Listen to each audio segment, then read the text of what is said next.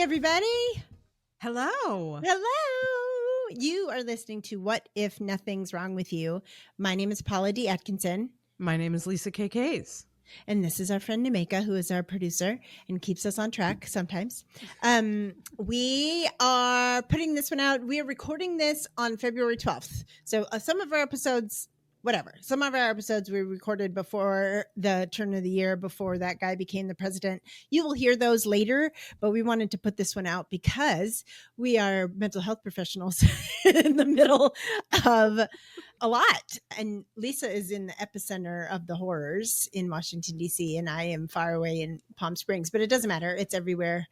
The vibrations are bad. The vibes are bad. So we wanted to put out an episode about how in this moment, how Lisa and I are thinking about how to get through this in a state of somewhat sanity.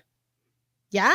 Is that a good way to say it? If at all possible. If at all possible. My message is we're going to try to stay as sane as possible, and we're not going to be mad at ourselves if we can't fully pull it off. Agreed. That is the messaging. Okay. I like the way you said that. Great. So first we're going to do some chit chat because a lot has been going on. The first thing we need to address, obviously, is that Kendrick Lamar ate at that Super Bowl halftime show. It was incredible. Do you guys hear that it's the most watched Super Bowl halftime show in the history of the Super Bowl? More than Michael Jackson, more than Prince, Michael, more than Beyonce. Wow, didn't I? More than Maroon 5, LOL. Of course, it's more than Maroon 5. What do we attribute that to? Is everyone why? I mean, I don't know who he is. I now know who he is. I kind of know that you do. Is. But when they were like Kendrick Lamar, I was like, okay, I don't know, like just he could have been a country singer for all I knew. I mean, I don't know. Lamar, that'd be amazing. Is he bigger than Michael Jackson was? I mean, this make sense? Now he is. Yeah. But was he before? He's really, yes. I mean, he's okay. This is me being myself. Yeah. Okay. He's a Pulitzer Prize winning poet. He just won every Grammy except Rap Album of the Year, which Doechii won. Woo, woo. I have been piecing this together from like the social media. I'm trying to put together what's going on. Okay. I saw the Pulitzer Prize and I was like, is that a mistake? Is it fake news? Nope. What did he win a Pulitzer Prize for? Poetry. Which rap is poetry, it turns out. Yeah. Yeah. Mm-hmm. Yeah. Okay. He's incredible. If you go back and watch his videos, he has an entire song dedicated to Alice Walker. Alice, the black, the novelist, the poet / novelist. Yeah, right. That's Alice Walker. Alice Walker. Okay. Yeah. He's brilliant. His lyrics are incredible. His beats are incredible. I mean, his first album was Big Kid, Mad City, and that was incredible. That was years and years ago. He's really, really good. I mean, I was kind of mad that he was doing it because I think the NFL is a terrorist organization, and so I was like, why would he sign up to do it? But then, of course, as a good artist activist would do, he took the platform and he did precisely what you're supposed to do with it, which is throw it in people's faces and make white people uncomfortable. And nothing makes me happier than when white people are baffled because something is not for them. And when the sitting white supremacist Nazi president has yes. to leave halfway through because he's being roasted so badly, which when I told my son, David and I watched it last night, and we had a lovely interchange where, I was trying to be like, what do you think that means? What do you think that means? And I told him about that and he was just so excited. Yes. He loved the roast. I was like, this is a Supremo roast is what's happening right here. I mean, Samuel Jackson as Uncle Sam. It's all so good. Serena Williams crip walking after she got in trouble in 2012 for crip walking at Wimbledon. It was all so deliberate and beautiful. It's just I can't stop thinking about it. Carlo and I couldn't stop talking about it. Like we woke up on Monday morning and we were just like the sun is a little brighter, like the birds are singing. It was just like such a beautiful feeling. It was so good. And there was there a Squid Games layer? Yeah. Okay. That's what I looked to me like the Squid Games. I was like, okay. David was sort of like, it's not, it's the wrong colors and the wrong shapes. And I was like, I feel like it is. Oh, okay. No. Yeah. Okay. Nemeka, were you going to say something about the Squid Game reference? Yeah, just that it's almost like twofold. Yes, it referenced Squid Game, but then also just the game of America in general. You know, that was fun to explain to David. It's so good. Art is such a good vehicle to be like, do you like? Yes, to talk to a 9-year-old about like, do you see what's happening here? Like, what is this line? When you talked about the game is rigged. Yep. It's like, what is rigged? What does that mean? Like, yep. So fun. So good. The timing of it was so beautiful. It was just like, and we're going to talk about this in this episode, right? Like art is actually the only thing that changes. It's like art is more powerful than anything. If you think about any time in history where there's been, great social change, and you always come back to the art, whether it's the novels written at that time, the stories written, the music, the visual arts, whatever it is, you always come back to the art. Yeah. And do you know what I learned about Kendrick Lamar today? Oh, please. He attributes much of his artistry to being sober. Yes. He is a sober guy, and he has said a lot about you have not felt anything. Right. You have not grieved until you have done it sober. And he was like, that underpins my ability to do all of this. Yeah, he has a couple songs about it. Love that. So good. And I love that the streams of his songs have gone up 700% since Sunday. Yes. Wonderful. So good. I love that everybody's getting on board. Yeah. And they couldn't find charges to bring the protester to. That was the only part. I know. I'm from Kansas City. I was like, I don't care I hate football. I hate the NFL. I hate all of it. Yeah. And my husband was like, the part you will be interested in knowing about. Yes.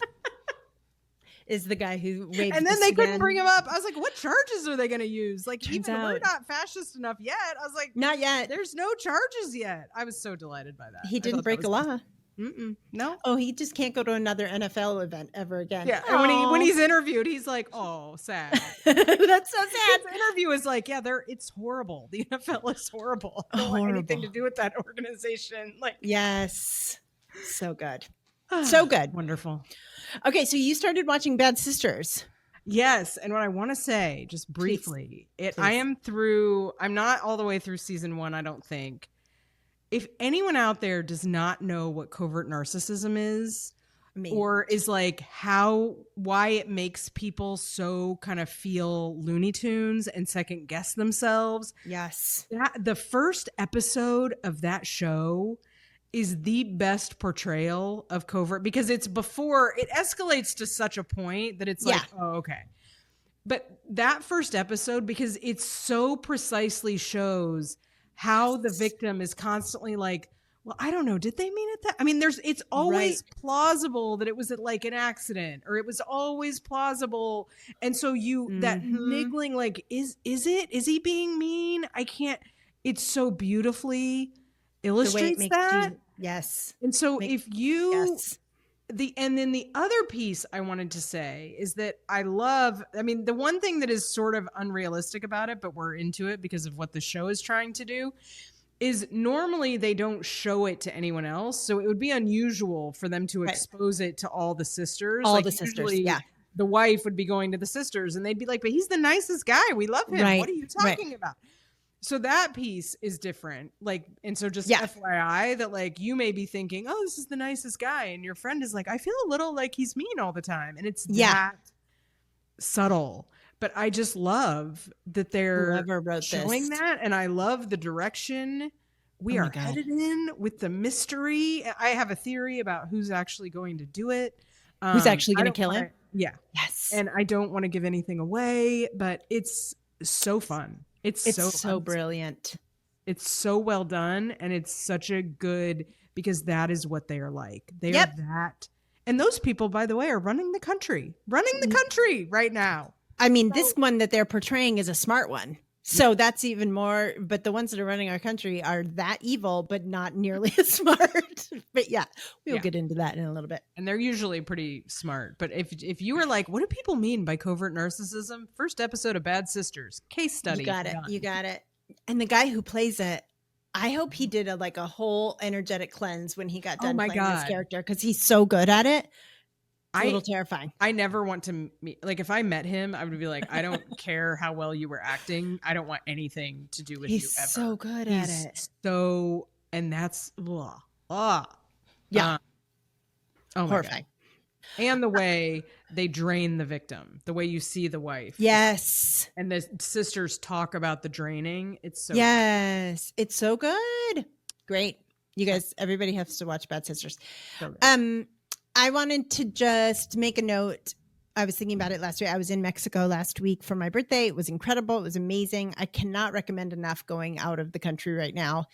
And I'll talk about that a little bit more when we talk about this country. The thing that was the worst part about Mexico is the Americans. Shockingly enough, there are 50,000 Americans who live in Puerto Vallarta. Isn't that insane? 50,000. Wow. I know. How many Mexicans live in Puerto Vallarta? Oh, it's a huge city. Is it more? I would guess. Jesus. Like maybe 500,000. I don't know. I would have to look that up. I'm glad we're still outnumbered. Thank God. But there are so many moments, and I know I say this all the time, but like the thing I just kept saying to Carla over and over was like, most white people are not nearly as embarrassed as they should be. No. All the time. There were people, and the white people are trying to, like, there was a woman trying to make eye contact with me because they're at a Mexican market, the Mexican woman who was taking a long time and the line was long. And this white lady kept trying to make eye contact with me to like, so I would align with her. And I was like, I'm not on your side, Deborah. No. Nope. Do not try to make eye contact with me. Absolutely not. And then there was another guy. He was like, just, the woman could not understand English. So he just yelled English, obviously. Yelling makes it oh my better. God. If you move to this country, learn the language. It was just so embarrassing all the time. And I found myself like, I had to, my blood pressure went up because I was like being over apologetic. And then I had to just like calm down and be like, I'm only responsible for myself. I'm only responsible for who I am on this planet. I did not represent all white people everywhere. All I can do is not co-sign. All I can do is not match that vibration. But yeah, it was really incredible and so beautiful. And first of all, I was grateful to be on a plane in a different country because they still have a federal aviation administration. So that was nice. And if you can leave the country, which I know a lot of people can't right now. And I know a lot of people who are transgender, maybe, there's a lot going on in the world and we're going to talk about it. But if you can leave the country, could not recommend it more. 10 out of 10, no notes.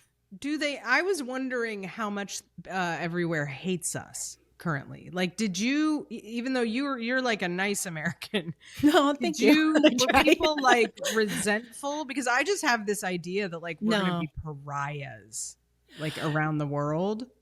No, and I want to talk about this a little bit later, but it really felt like everyone was like, oh, first time. Like, oh, is it your first time having a fascist in charge? That must be so hard for you. You know what I mean? Yeah. And I think that's what this whole thing is for a lot of people, is the grief around like we were brainwashed to believe we were above this. Mm-hmm. We're not. So I think that's the vibe I got, was like, and also the Mexican people are, of all the places I've been in the world, Mexican people are the nicest, kind, most loving, most open-hearted, brilliant, incredible. We do not deserve them people on the planet. And I didn't get any of that. Okay. I will match you with the West Africans. We might have to have a duel. I feel like. But okay. Maybe just Americans are terrible. Okay. But that is reassuring. And that's what we found. I mean, that's what I found everywhere I went, is that everyone is tremendously forgiving of American brash arrogance, stupidity. And we are so not. We are so impatient with people. And I think I started as a like not quite like above average, but like I have my moments. I have cringe moments from Peace Corps. I'm like, oh, that wasn't my finest hour. Sure. Like we've talked about before, white lady cringe moments. Absolutely. Yeah, of course. But it is just shocking. And I really think it has to do with how little It's the indoctrination that we get here about our superiority. It's so the propaganda. Yeah. And it's so sad because it makes us unable to appreciate like the strengths of other places. Yes. It's so profoundly, but it's like everybody just goes into everything like, oh, this is so inferior. I can't believe you can't even get this. And it's like, well, but you're missing these 10 other things that are like way better. Like way better. The food, for instance, is not plastic. And they don't put high fructose corn syrup in the Coke. It's actually made with sugar, and that's delicious and kills you less. Like even the Pepsi, which I don't drink Pepsi in the United States of America, but the Pepsi in Mexico is delicious. Soda everywhere in the world is so much better. Like all the food everywhere is just, it's amazing. Yes. So, and to bring it back to mental health, we think that indoctrination of that we are superior and nothing can touch us and America is the best country in the world. We think that is going to make everybody happier and more sane, but mental health wise, that is not good for your brain. And it makes everybody depressed, and specifically depressed right now when everything's coming to a head and we're like, oh, we're just as dumb and racist and stupid as every other human on the planet. Yeah, it turns out we are. Well, and a lot of the grief of it. I don't think that Americans who haven't like lived abroad or stayed abroad with the intent to like actually immerse and see it as a mutual learn. I don't think they understand the extent to which most other cultures pity us. Yes. Many people will aspire to like our material wealth, like, whatever they want to, sure. But that really, when they learn about American culture, the number of people I've talked to in taxis here that are like, this is a hellscape. I'm trying to get out. My life is so miserable. What is wrong with you people? Totally. Or that even see us interacting abroad, they pity us because they're like, you have no community. Your families are weird and you don't take care of each other. You're all alone. Like it's very interesting, and I think most Americans walk around thinking, oh, everyone's just jealous of me, wants to be us. It's like, no, most of them actually are like feeling like your life is super sad and like they feel bad for you. Totally. They're worried about us everywhere. They should be. We're not doing great. We're not doing well. We are unwell. No. You wanted to talk about Young Sheldon, a show I've never watched. I mean, could not be more shocked. Why would you?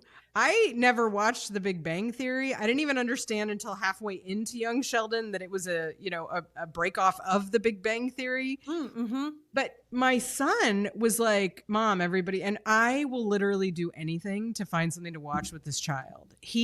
We've shown him Labyrinth, The Princess Bride. It's pixelated, Mom. It's so lame. Like nothing. The Dark Crystal. I mean, that in itself is traumatizing. I understand. The Matrix. Nothing. We went through nothing. He won't watch anything. Goonies?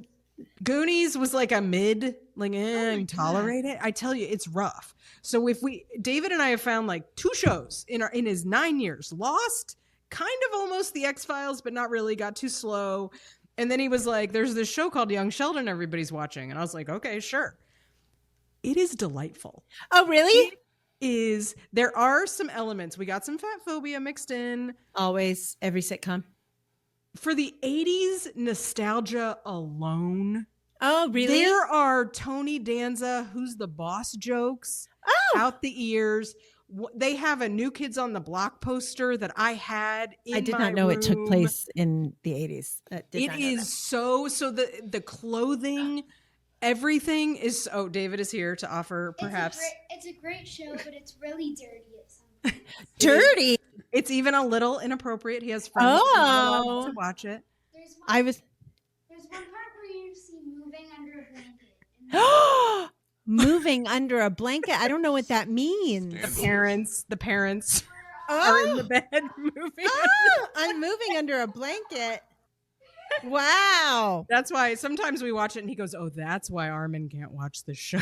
Oh, escandalo. But it is about a boy in the 80s who is clearly so autistic. Yeah. And nobody knows what that is. And Obviously. what is delightful about it is that his parents work so hard to like connect with him, figure out how to make life work for him, advocate for him. There is a grandma that is David's favorite character and mine, Mima, who was in Pretty in Pink. It's It's Annie Potts. Yeah. I think, yes. Ghostbusters. Yeah. David loves Mima. She is like the incredible. grandmother we all wanted because she makes there are like elements of it that still have like the dad that does nothing trope, but she pokes at, and she's like, he's kind of useless. Why'd you marry him? You sure you still want to be married? Like, marriage is a scam. Like, she has this voice of kind of like social about like, this is all BS. Wow. I'm not doing this. Oh, David, do you have more to say? No. He's like popping in. No, I don't have more to say. I mean, I love Annie Potts. Annie Potts forever. Oh my God. Annie Potts in this is the runaway, but the jokes are excellent. But it's like this, and it's like they're evangelicals, and they're kind of poking at the evangelical thing. Oh, okay. If you just need a checkout, I can't be here right now. Happy, you're like Bad Sisters is too much. I can't. It's too dark. Yeah. Young Sheldon might be the thing for you, because I swear the 80s nostalgia alone is so specific and spot on. Okay. It's delightful. Do you know who, I've never watched it in my life, but as you know, I read People magazine cover to cover, so I know a lot about Young Sheldon, having never watched it. Do you know the actress who plays Sheldon's mother? Do you know whose daughter she is in real life? No. The one and only, the best actress who ever lived, Laurie Metcalf, who I love with every ounce of my existence. She was Aunt Jackie and Roseanne. That's her daughter. Shut up. That's her real life daughter. The front door. This is a Roseanne adjacent. It's Roseanne. I love it. It's genetically Roseanne adjacent. Exactly. Yes. So cute. It's so cute. And the grandma gets like a little autistic. She starts dating an autistic guy. I love it. It's amazing. It is darling, and nobody knows what's going on with these people, but they just love them, and it's delightful. It sounds kind of Roseanne-ish. Yeah. I mean, that was my show when I was. But I just love how they nurture this kid's interests, and they're like, sure, yeah, okay, great, darling. Okay. I mean, we need a little, it's sort of like Abbott Elementary. Carlo and I watch Abbott Elementary as our palate cleanser. It's good. It's great. A palate cleanser, mental health. After Severance, you have to watch Abbott Elementary or Young Sheldon. Yeah. I love the tweet that was like, Severance is a great show about how having a job is the worst thing that'll ever happen to you. So true. Okay. The last thing second to last thing in our chit chat is Abracadabra, Amor Unana, the new Lady Gaga song that came out on the night of the Grammys. Does David know about this, Lisa?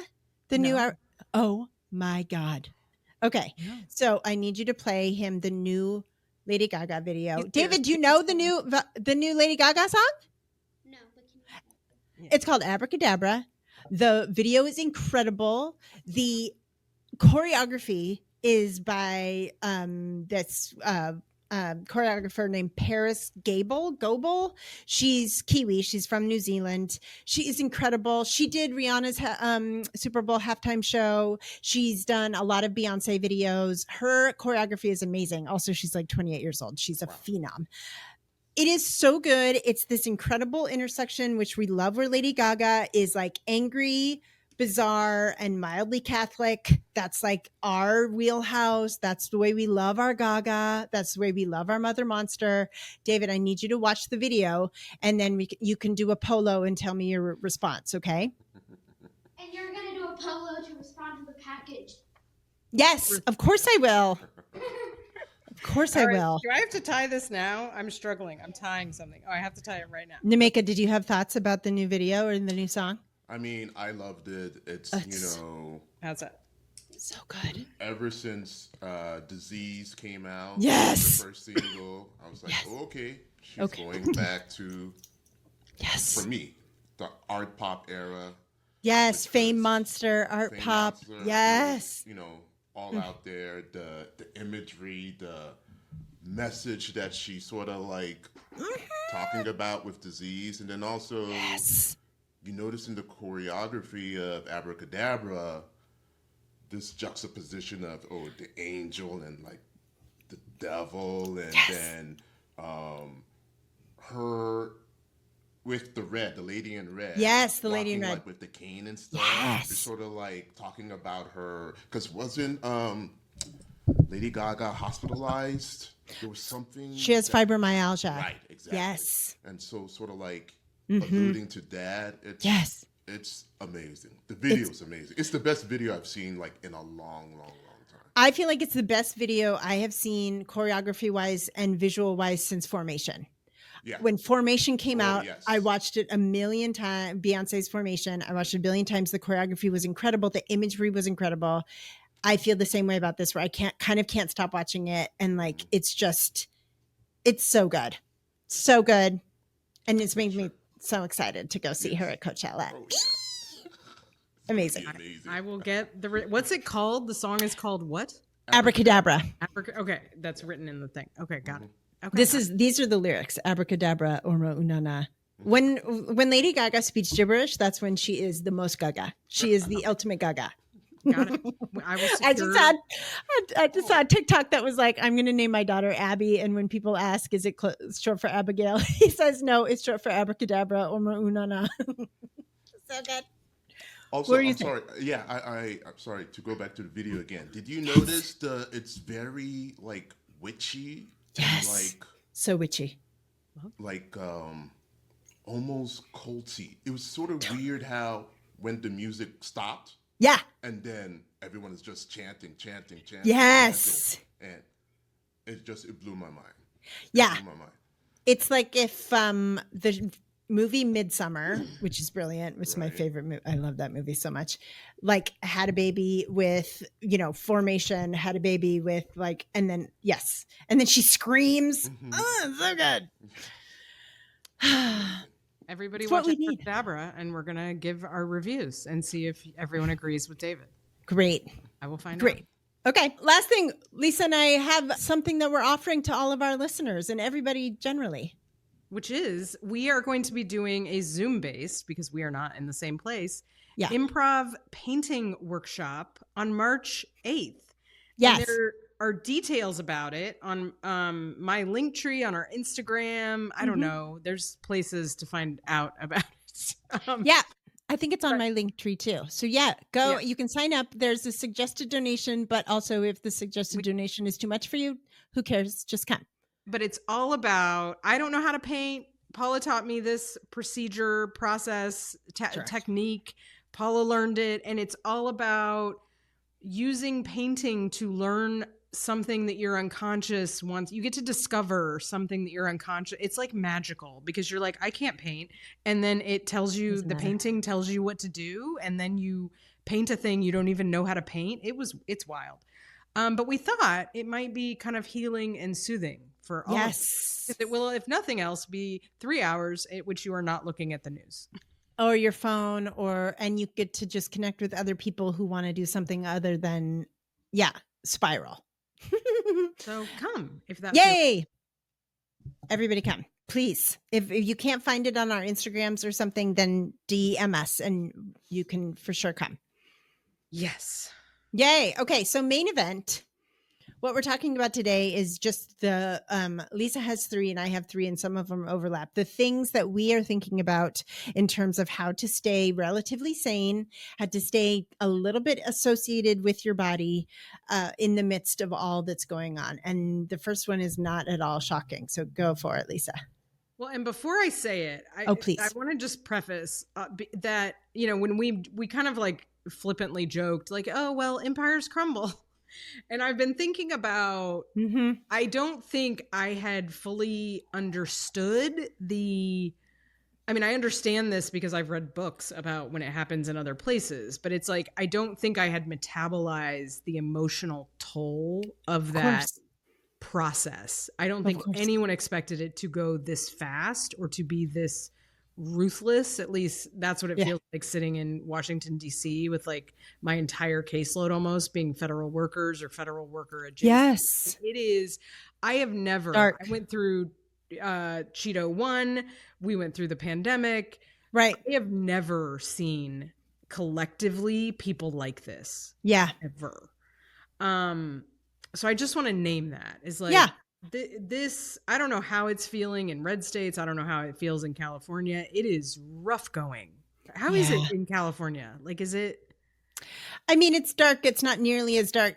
It's kind of weird because I lived, I was in DC and a therapist in DC the first time he did this or whatever. And now I live here. It's very different.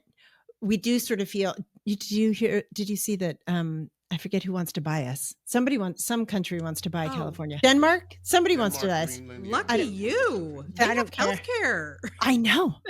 And pastries. They wanted to buy the whole country. And I was like, I'm for sale. I'm sure. You have healthcare and education system. Great. I'll be Danish. I don't give a fuck. Yeah, I don't care. Yeah. It's very different. It does feel very different. It's dark and it's sad here, but we're going to talk about it in a little bit. I'll talk a little bit about like what I've learned living here versus living there. Yeah. Mm-hmm. So the first thing I wanted to say is that humor is going to be, I think, profoundly important to us. And Amen.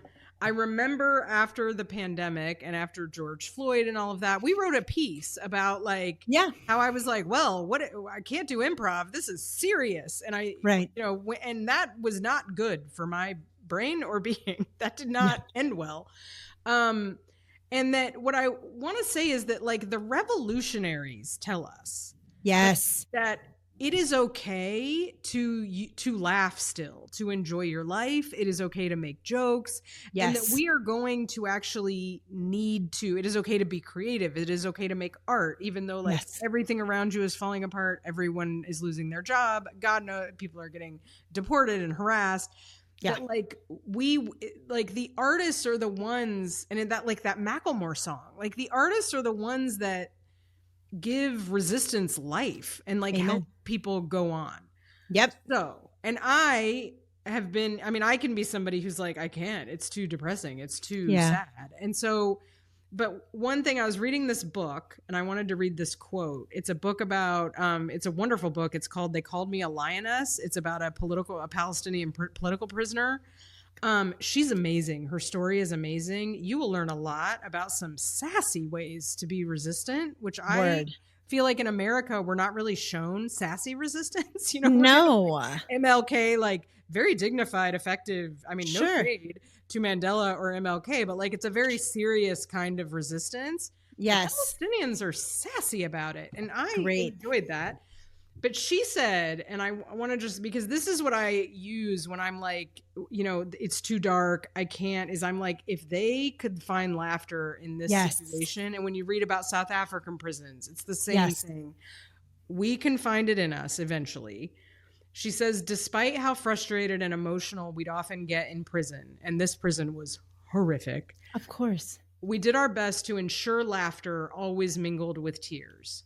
I saw this persistent joy as a form of resistance. They want to see you broken and defeated, your spirits as low as the ground. When instead you dare to defy their system of oppression by laughing, it shows them that not even they will break you or stop you from caring about your cause. Yep. Laughter sends a powerful message. We're still alive, we're still laughing, and we love life. Amen. And that's Head to Mimi. And something about reading that, I mean, I was in like the despair, and I was like, okay, like we like people have navigated this. Yes. We will navigate this, and we're not going to do it by just swimming in constant depression. No. And because, white people tend to be very extreme. So what I also want to say, I caveats, because I have a lot of people like crying in my groups, like everyone's telling me joy is resistance and I have to be joyful. And I'm just like, oh my God, no. Like, God, the black or white thinking. Yes, you need to grieve first. So this isn't like if there's something wrong with you, if you're not like at your best, telling jokes, 90 to nothing. This is not a have to. There's going to be a grieving process, but if you let, and I'm going to talk about that later, if we let ourselves grieve, but like, when you are there, it is okay to be there. We're going to need people who can access that, and we're all going to be better off if we can access that, because otherwise they've already won.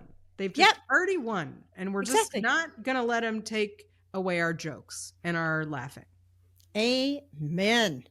Yes, I know I've said it before. Amusement is the highest vibration. Amusement is the highest vibration. The more you can laugh at all of it, the better off you are. And that doesn't mean that you can only laugh, right?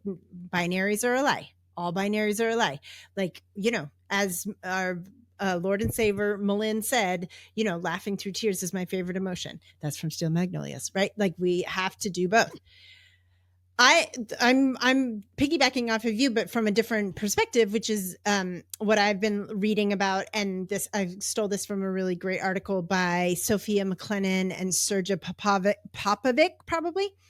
And they did research into actually that laughter and playfulness is the most effective form of resistance. So this is from them, quote, "The best counter to the aggressive and delusional anger of the conservatives of the fascists is creative, playful, often humorous counter protests. Strange as it may seem, there's a lot of evidence that proves that the lighthearted, fun-loving, ironic challenges to Nazis are way more effective than actual anger." So they were talking about how, like in Charlottesville, the anger against the anger, like nothing actually happens. Nothing actually gets better. There was a clown versus Nazis protest in the United States. Where is it? In Whitefish, Montana, where the counter protesters showed up with bright blue wigs with signs that says "Trolls against Trolls." So they all dressed up as actual little trolls. And they had signs that said "Fascists fear fun." And so they laughed, and they would point at the Nazis and laugh at them. And so it's like, not only were the counter protesters successful in diffusing the energy of the right wing rally, they diffused each of the 6 core goals of alt-right rallies. They made the Nazis look like idiots, and in so doing made anyone want to join them seem stupid too. So what it does is, the reason it works is, if you fight the anger with anger, it's just like the fire. But if you laugh at them, either they ignore the clowns and they look super weak, or they attack the clowns and that makes them look violent and really stupid. So it's like laughter. It's like, there was they just asked Julia Louis-Dreyfus, our other Lord and Savior, what she says about it. And she says, you laugh at them in their face. Like, you take away all of their power. And I know I'm not saying this in terms of like horrible things aren't happening, and so just like ignore the bad. This is not a Pollyanna, ignore the bad, but like, you really have to be like, you have no power over me. You are a scared baby having a tantrum. You don't. And if you just laugh at it, it diffuses it so much more. And it also keeps you at your highest vibration, which is amusement, which is that, like, this is so silly. It's all so silly. Well, you're such a brat. Kendrick Lamar did at the Super Bowl. Exactly. I mean, it wasn't funny per se, but it was just like, this is silly. It's people dancing, but it's like, right. I'm not scared of you. This is kind of ridiculous. Exactly. I mean, I'm not scared of you. Yeah. And Trump left. Oh, I don't like to say his name. I try not to say his name, but he left. And I think it's like, that speaks to what is more powerful, because he lost the room. Exactly. And he keeps the room by keeping us fearful, anxious, and angry. You have every right to be fearful, anxious, and angry. I completely validate all of those emotions. And fascism wins when we remain fearful, anxious, and angry. Yeah. And go ahead. It reminds me, well, in the South African liberation movement with apartheid, they used music. Mm-hmm. And there is a movie that I'm sure this like really happened. It was in a novel, but the music, the white guys, the Afrikaners didn't even bother to learn the languages of the different tribes. So they sang songs making fun of the guards, and the guards would like invite these choirs to these high level to like sing to the generals. Amazing. Because the generals like to show, they were like, oh, we have the prison with like the best discipline, and look at this choir that we've devoted. And they would all come sing these songs mocking the guards to the general, and like nobody ever knew, but they were like dying. I mean, that like kept them going for a long time. It was hilarious. And because fascists are not that smart. Like racist and if you are racist and or fascist, you're not that smart because it's not real, because it's all silly. Well, what's your next one? Back to something sad. Okay, well that's what human is great. That's all right. But what I have been saying is, because I have so many people in my office, when we prep this, I tried to think like, what am I saying over and over? Yeah. And I have so many people in my office saying everyone else seems fine. I'm the only one losing it. So I feel crazy. And I'm like, well, that can't be right, because literally everybody that I know is saying that. You're all acting fine because that's what we have to do. You can't like walk into the coffee shop sobbing every day. Like, that's not what people are going to do. Right. Or they're putting pressure on themselves. Like, I should feel joy is resistance, or like I shouldn't be this upset because I'm not losing my job. All of my friends are, but I'm not. So I should be fine. Whatever brand of this like white supremacist crap that's been drilled into us about how somehow there's only enough sadness to go around and you have to like share it. Oh my God. Yes. But what I say to people is like, this is a death. Yes. It's a death. Yes. Other countries have been through it. Yes. It's our first time. We're like the silly white people that didn't think it could happen to us. That actually in many, it's like kind of makes it worse, because like it does. It absolutely we are does. not the same as we were on January 19th. Correct. It is a death of different layers of things for wherever you are, like your job, your entire career, principles that you held, things that you always thought were true, things that you like, based your entire life believing were real. Like democracy is like there are rules and everyone adheres to the separation of powers. Like, I don't know. I'm emotionally attached to that concept. Like, of course you are. And so it's like, could we all just give ourselves a little room? Yeah.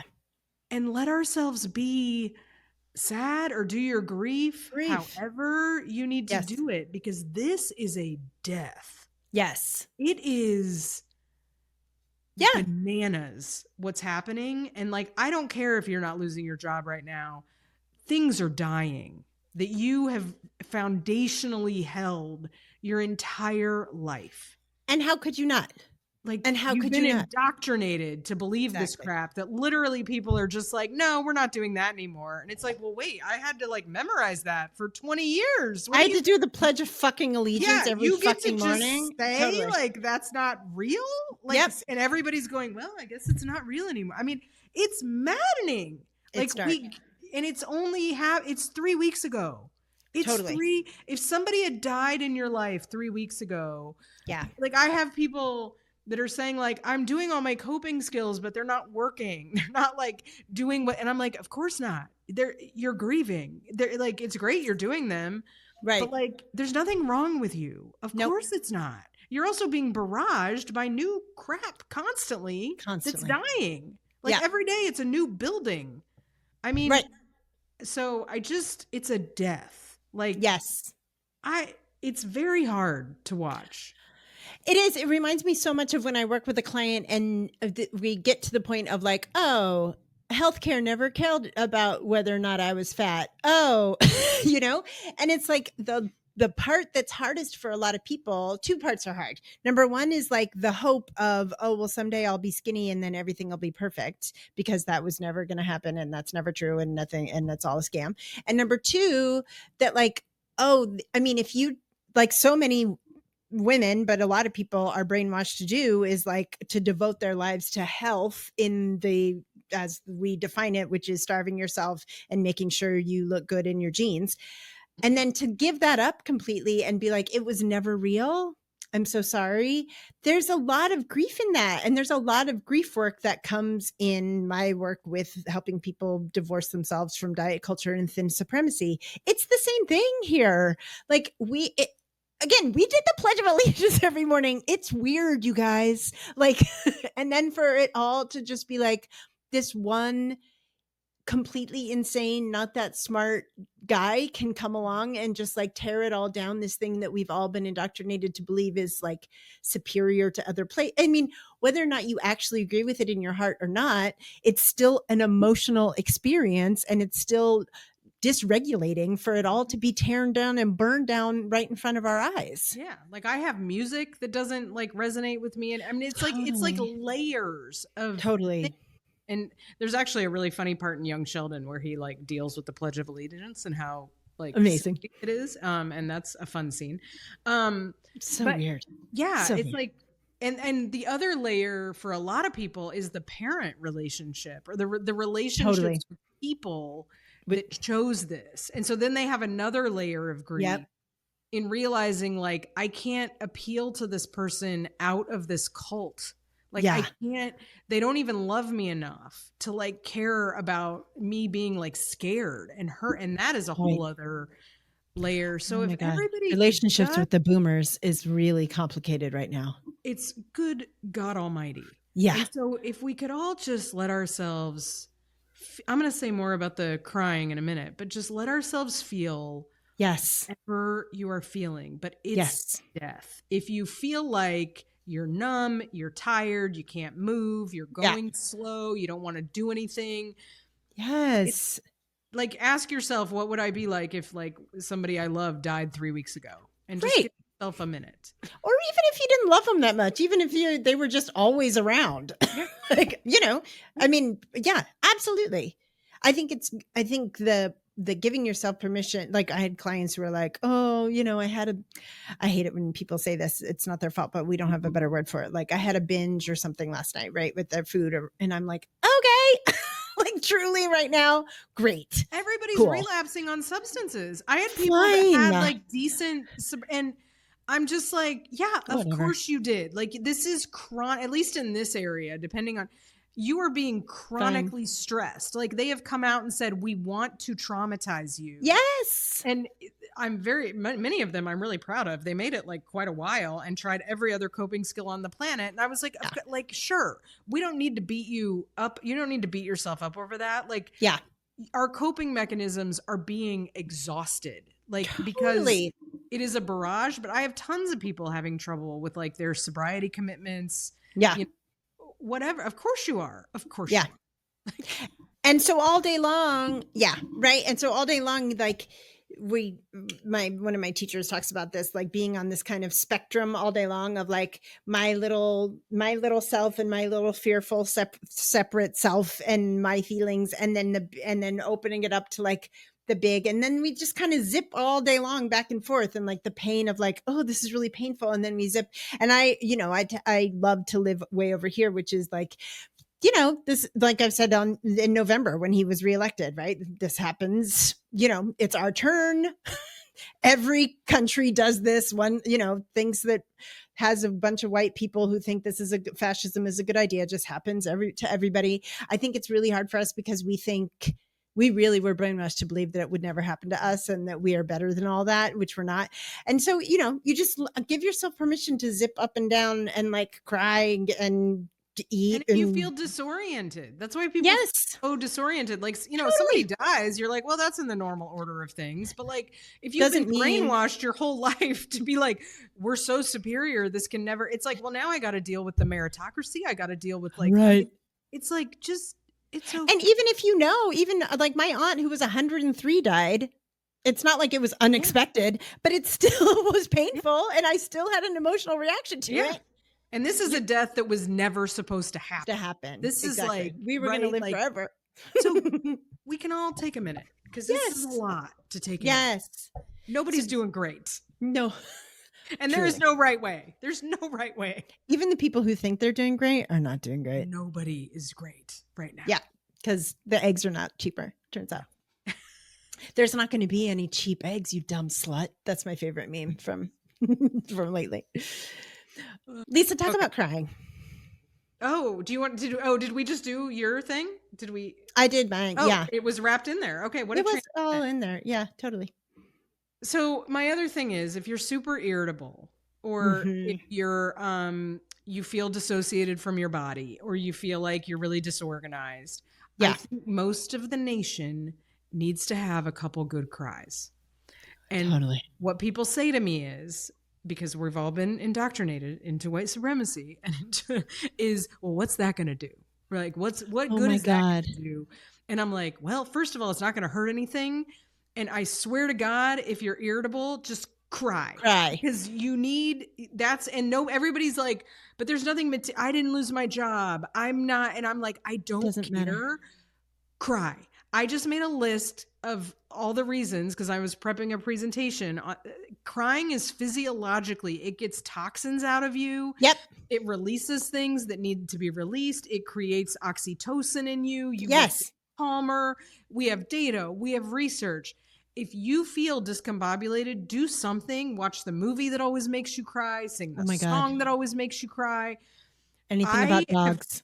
Cried numerous times in the last 2 weeks, and I have been like, oh, now I can sleep. Now I feel better. Like if you're agitated, if you can't sleep, please, for the love of God, everyone reminds me of like toddlers that are so overwhelmed and they need a nap. But they're not toddlers, so they don't feel like they can be like, it's just too much and I just want to cry. And I'm like, just cry. Yes. Just cry. It's right. sad. Yes.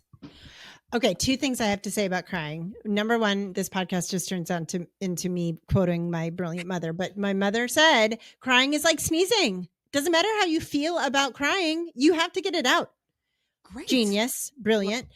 Also, I always think of, have you seen the movie Broadcast News starring Holly Hunter?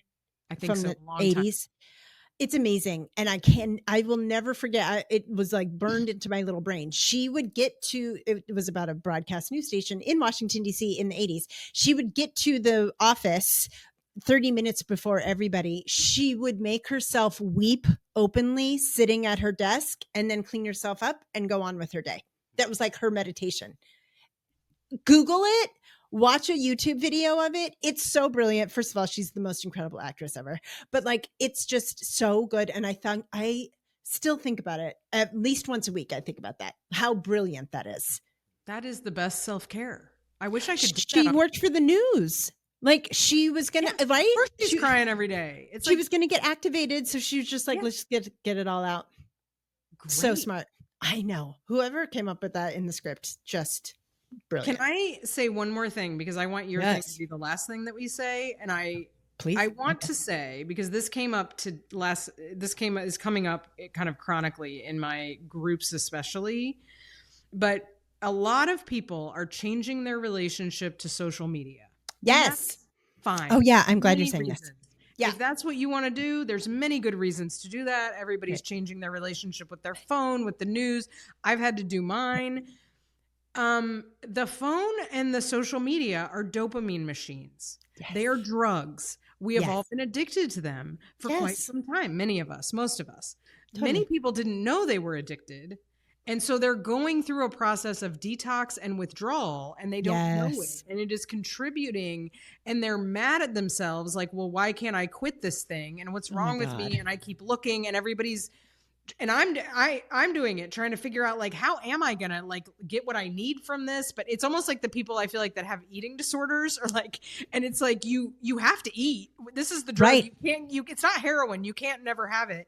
Right. So just if everybody could just be really patient with themselves. Because I am seeing like the patterns that come with like addiction withdrawal. Oh, of course. And the beating yourself up because, oh my God, I am addicted and nobody wants to talk about it. Oh my God. It's another layer that needs to just be named, and we need to be gentle with ourselves. This is a lot. Like I'm saying to people, literally, this is not the time I would like start the diet. Well, I wouldn't do that ever anyway. Go to the gym, quit smoking, quit drinking. Maybe not now. I mean, I quit drinking in the pandemic, but people yelled at me about that. It wasn't great. Sure.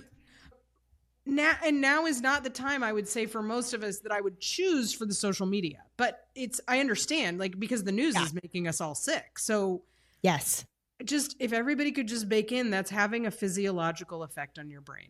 Of course it is. And you can deal with that relationship, but you are not alone in it. Other people are struggling. People cannot believe they're like, I can't believe I'm talking about this as a problem. It is a real thing. Yes. So love that. First of all, I think within all of that, I want to say out loud, let us all reject the premise that inferior people are addicted to stuff and superior people are not addicted to stuff. Being addicted to stuff is part of being a human. Whatever, you are addicted to stuff. You listener are addicted to stuff. It is not a characterological virtue-ish thing. I am addicted to stuff. It is the nature of being a human is that you are addicted to stuff. So the whole layer where we're going to be mad at ourselves for being addicted to stuff, let's reject that whole thing. Let's skip that part. Let's not do that. You are addicted to stuff. You find out that you are when you try to put it down. And that process, we know from our majillion years in addictions. Exactly. The process of figuring out your relationship with a thing when you want to change it, that is a long, complicated trial and error. Totally. Process. Give yourself some time and space. Everybody is addicted to stuff. We are all, if nothing else, as Eckhart Tolle says, we're all addicted to our own thinking. Yeah. So if nothing else, you're addicted to your own fucking ideas. I know I am. So great. Fine. We have a podcast. Yeah. Which is why I'm talking into a microphone right now, which is why I'm a white lady with a microphone. Yeah. Okay. And so the last thing I want to say is I'm sure you've seen this quote around. If you are on social media, if you are like the rest of us addicted to social media, during the darkest days of the AIDS crisis, we buried our friends in the morning, we protested in the afternoon, and we danced all night. And so I think that there will be good that comes out of this because that is the nature of all things. There are good and there are bad that come out of everything. The good, I hope, and what I'm pulling into my heart is that we will go back to relying on our community. I know this is a word that gets thrown around a lot, but I think we all need to look closer into our own neighborhoods. And this is what happens whenever there is a crisis, is that we look around at the people close to us and we're like, oh, we have to take care of each other. The government never cared about us. I just can't emphasize that enough. The medical industrial complex doesn't care about your health. They don't and now the people who are in charge of the country are blatant about it. So that's a little bit nice in the transparency of it, but like to be deliberate about who you spend time with. And when I say community, I want us all to be really deliberate and choosy about who we are creating community with. I was just talking to somebody who lives in my valley, but she lives down the road. And she was like, oh, I want to create community, but I really hate everyone who lives in my housing complex. And she lives in a housing complex that's full of a lot of people who voted for this guy and everything. And I'm like, that's because you live around people who are fucking terrible. You don't have to make community with them.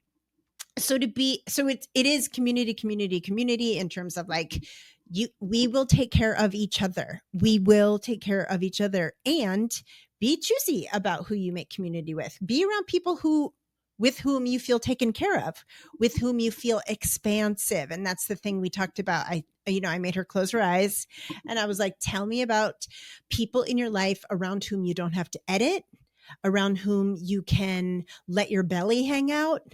I always think about like, who are the people in my life around whom my belly feels like a undefended toddler belly, just like let it hang out. Those are the people I want you to make community with. Like, go find the people around whom you can expand out. And then you take care of each other. We will take care of each other. Yeah. We will.